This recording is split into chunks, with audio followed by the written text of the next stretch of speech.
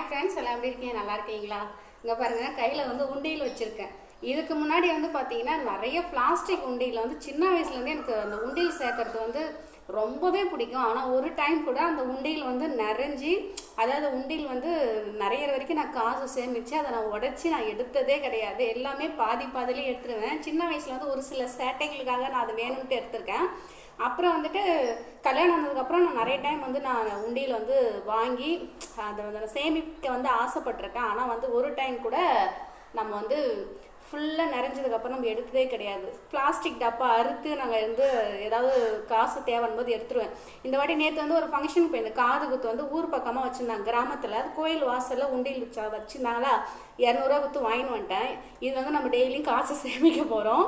நம்ம வந்து டெய்லியும் காசு போடுறத நான் வீடியோவை எடுத்து போடுறேன். உங்களுக்கும் வந்து உண்டியல் சேமிக்கிற பழக்கம் இருந்தால் ஒரு லைக்கு போட்டுருங்க. அதே மாதிரி வீடியோ வந்து சப்போர்ட் பண்ணுங்கள்.